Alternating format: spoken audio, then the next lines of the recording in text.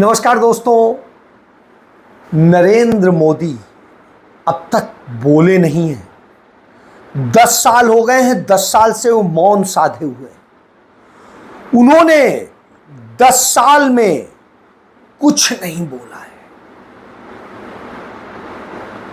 नहीं, मुंह से कोई बात हुई हो तो पता नहीं, मुंह से वो नहीं बोले हैं। ये मैं नहीं कह रहा हूं, नरेंद्र मोदी कहते हैं। अब मुंह के अलावा जहां कहीं से बोला जाता होगा वो बोल रहे होंगे, लेकिन मुंह से नहीं बोले हैं। उन्होंने मुंह खोला भी नहीं। जी हां, मुंह नहीं खोला है। आप कहेंगे कैसे कह रहे हैं, आप क्या कह रहे हैं? जी हां, बिल्कुल उन्होंने आज ये बात खुद कही, होशियारपुर में, पंजाब में आके कही। उन्होंने कहा कि मैं अभी चुप बैठा हूं, जिस दिन मोदी मुंह खोलेगा तुम्हारी 7 पीढ़ी का हिसाब बाहर निकाल कर रख देगा। अब नरेंद्र मोदी कब मुंह खोलेंगे? पूरा देश इसका इंतजार कर रहा है,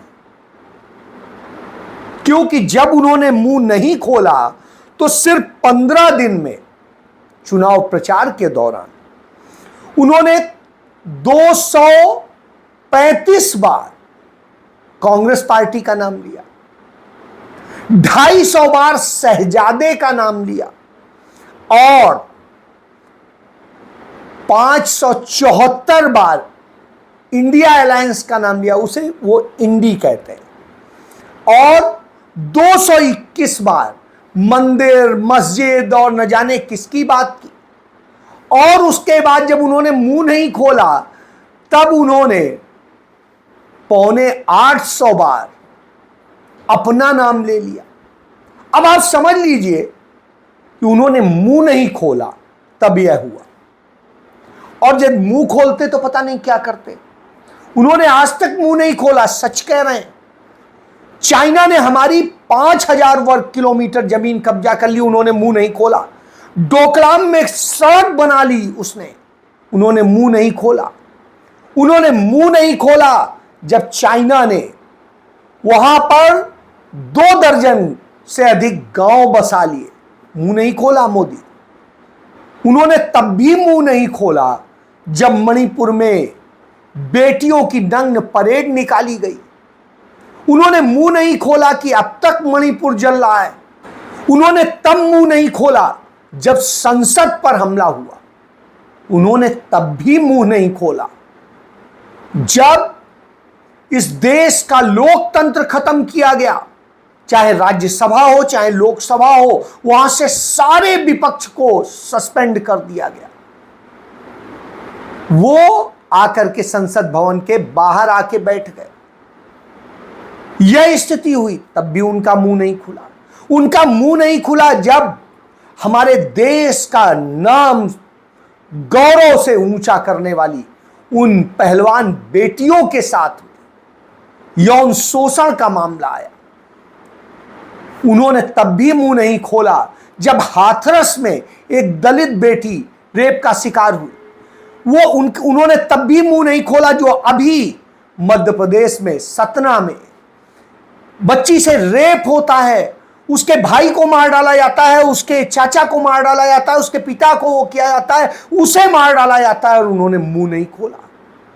उन्होंने मुंह नहीं खोला जब चिन्मयानंद ने अपनी छात्रा का यौन शोषण किया, रेप किया, और उन्होंने तब भी मुंह नहीं खोला जब कुलदीप सेंगर ने, उनके विधायक ने गैंग रेप किया।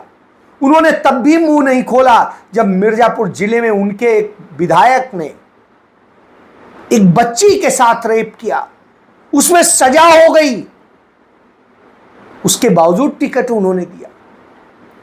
उन्होंने टिकट ब्रजभूषण शरण सिंह के बेटे को भी दिया, जिसने 3 लोगों को कुचल के वो मार डाला। यह स्थिति है। यह स्थिति है कि नरेंद्र मोदी ने तब भी मुंह नहीं खोला जब अंकिता भंडारी के साथ देहरादून में क्या हुआ, बीभत्स हुआ, और उसे मार डाला गया। नरेंद्र मोदी ने तब भी मुंह नहीं खोला जब प्रज्वल रेवन्ना ने 3000 महिलाओं के साथ यौन शोषण किया, रेप किया और सबके वीडियो सामने आ गए। और न जाने कितने ऐसे मामले हैं, इतने मामले हैं कि उन्हें गिनाते लगूंगा तो गिनाता ही रह जाऊंगा। यह स्थिति है। आप सोच सकते हैं किस हालत में आकर के खड़ा कर दिया। यह हालत हो गई है जब राहुल गांधी संविधान लेके खड़े हो जाते हैं तो मोदी का मुंह नहीं खुलता है। मोदी से जब हक की बात की जाती है मुंह नहीं खुलता है। मुंह नहीं खुलता है जब इस देश में बेरोजगारी की बात की जाती है। मुंह नहीं खुलता है जब महंगाई की बात की जाती है। तो मुंह कब खुलता है? मैं चुप बैठा हूं, इसका मतलब ये समझिए, गलती मत कीजिए मोदी को समझने की। अगर मोदी जिस दिन मुंह खोलेगा तुम्हारी 7 पीढ़ी के पाप निकाल करके रख दूंगा। 7 पीढ़ी बताने की बात कर रहे हैं? अरे अपनी 2 पीढ़ी बता दीजिए। आप तो कह रहे हैं कि आप बायोलॉजिकल नहीं है, यानी जन्म नहीं लिया है आपने। आप तो प्रकट हुए हैं क्योंकि आप तो भगवान हैं। आप ही ने कहा है, आपके लोगों ने ही कहा है, हम नहीं कह रहे। जिस तरह की हालत आपने की है उससे बिल्कुल स्पष्ट होता है कि आपने मुंह नहीं खोला है, कहीं और से बोलते रहे। जो मन की बात करते रहे हैं वो मुंह से नहीं करते थे, आप कहीं और से करते थे। इसलिए यह देश पूछ रहा है कि भैया अब तो मुंह खोल लो। अब क्या? अब तो आपने घोषणा कर दी, मुंह अब भी नहीं खोलेंगे कि आप मौन व्रत पे बैठेंगे। मौन व्रत पे भी कहां बैठेंगे? कन्याकुमारी में, समुद्र के बीच में, उस टापू पे जिसे विवेकानंद रॉक कहते हैं, वहां पर ऐसे बिल्कुल। क्यों? वहां आम जनता ऐसे जा नहीं सकती। अब जो स्टीमर है वो रोक दिया गया है, तो उतने दिन सिर्फ आप राजा की तरह रहेंगे। 2000 सुरक्षाकर्मी आपकी सुरक्षा करेंगे, मैं हथियार, आधुनिक हथियारों के। और एक दिन के आपके 5 स्टार होटल में रुकने का जो खर्चा होता है वो आपका 88 लाख होता है। 88 लाख ये बिल बकाया है। मैसूर में जिस होटल में आप रुके थे उसने नोटिस भेजा है आपको कि उसका पेमेंट तो दे दो भाई। शिकार करने आप गए थे, शिकार तो नहीं कर सकते हैं, दूरबीन से देख रहे थे शेरों को, और इसी ऐश के लिए, यासी के लिए छुट्टी लेके नहीं गए थे, इसलिए सरकारी खर्च पे आप गए थे। और ये मौन व्रत भी 2 दिन का जो रख रहे हैं ये भी सरकारी पैसे से रख रहे हैं, उसी से होगा। मशरूम भी खाएंगे उसमें पूरा हचक के, वो भी जो लाखों रुपए किलो का है वो भी सरकारी पैसे से ही होगा। ब्यूटी पार्लर वाले जो आपके पूरी टीम है, विदेशी टीम है, कोई इंडियन है नहीं, सोने के उसका क्या होता है, गोल्ड का वो फेशियल और जाने क्या क्या होता है आपका गोल्ड का, वो सब करने का जो खर्चा होता है वो रोज का आपका 35 लाख रुपए का होता है। और ये मैं तब का रेट बता रहा हूं 2019 का। अब तो और बढ़ गया होगा, कीमत बढ़ गई हर चीज की। और इसके बाद दूसरे और खर्चे। तो साहब बगैर छुट्टी लिए आप कभी छुट्टी नहीं लेते हैं, तो ये खर्चा सरकार को ही वहन करना पड़े। हालांकि आप कोई काम तो करेंगे नहीं क्योंकि मौन व्रत रहेंगे। तो अब यह समझ लीजिए, तो इस स्थिति में आपके मुंह खुलने का हर कोई इंतजार कर रहा है, हर कोई इंतजार कर रहा है। पंजाब का किसान इंतजार कर रहा है कि कब आप बोलेंगे कि 850 किसान जो मर गए, मरवा दिए गए, उस पर बोल दीजिए मोदी जी। बोल दीजिए पुलवामा में जो सैनिक शहीद करा दिए गए, आज ही सैनिकों और पुलिस में जो वहां पर भिड़ंत हुई है, जिसमें तमाम पुलिसकर्मी और सैनिक घायल हैं और जिसमें एफआईआर दर्ज की गई है सेना के 3 कर्नल सहित तमाम लोगों पे। बोलिए ना, बोलिए कि कैसे असम और उसके बगल में सेना के ही और पुलिस के ही लोगों में आपस में लड़ाई होती है, गोलियां चलती हैं, मारे जाते हैं। कर्नाटक पुलिस और महाराष्ट्र पुलिस में लड़ाई होती है जब आपकी सरकार रहती है। तो इस तरह की स्थितियां कभी देश ने नहीं देखी थी। कि त्रिपुरा और असम लड़ रहा है, गोलियां चल रही दोनों की पुलिस में, इधर कर्नाटक और महाराष्ट्र में गोलियां चल रही थी जब आपकी दोनों जगह सरकार थी, और इसके बाद में यहां ये स्थिति। तो आप इससे समझ सकते हैं आपने किस हाल में लाके खड़ा कर दिया। इसलिए देश पूछ रहा, आप पता नहीं बोलेंगे नहीं बोलेंगे, कहां से बोलेंगे भगवान जाने, लेकिन राहुल गांधी बोल रहे हैं, लगातार बोल रहे हैं। नमस्कार। कैंपेन ख़त्म हुआ। मैं देश की जनता को और कांग्रेस के सारे कार्यकर्ताओं को, इंडिया गठबंधन के कार्यकर्ताओं को, कांग्रेस पार्टी के जो बब्बर शेर हैं, आप सबको दिल से धन्यवाद करना चाहता हूं। इतना समर्थन दिया आप सब ने, देश की जनता ने, और हमारे कार्यकर्ता हर इंच के लिए लड़े।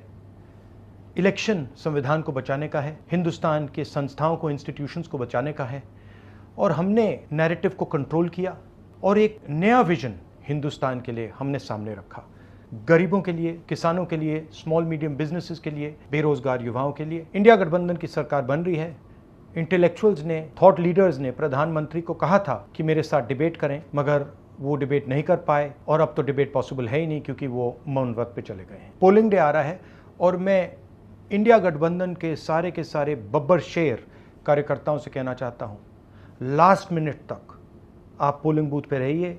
लास्ट मिनट तक आपकी आंख पोलिंग बूथ पर, ईवीएम मशीन पर होनी चाहिए। वो आज उड़ीसा में भी बोल रहे थे और उसके बाद पंजाब में आकर के आनंदपुर साहिब में चौपाल में बोल रहे थे। आपने रिजर्वेशन की बात उठाई।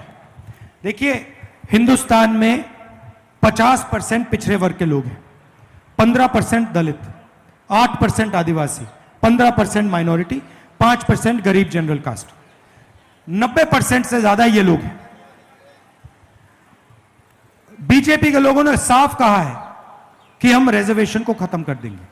आरएसएस के चीफ ने कहा है कि रिजर्वेशन से देश को नुकसान होता है। हमारे मैनिफेस्टो में साफ लिखा है, आज जो 50% की लिमिट है रिजर्वेशन को पर, उसको हम हटा देंगे और रिजर्वेशन को बढ़ा देंगे, क्योंकि हमारा काम 90% के लिए काम करने का है। हमारा काम 1% के लिए काम करने का नहीं है।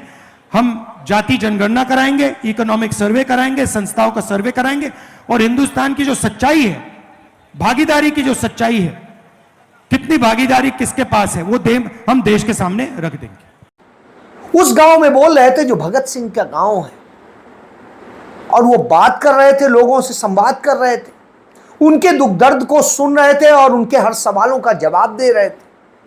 आपकी तरह कुछ चमचों को इंटरव्यू देने का काम नहीं कर रहे थे। आप तो एक चमचे को इंटरव्यू दे रहे थे। आपका लोकतंत्र लोकचंद्र बन जाता है। आलोचना अनिवार्य है, वरना लोकचंद्र बर्बाद हो जाएगा जी।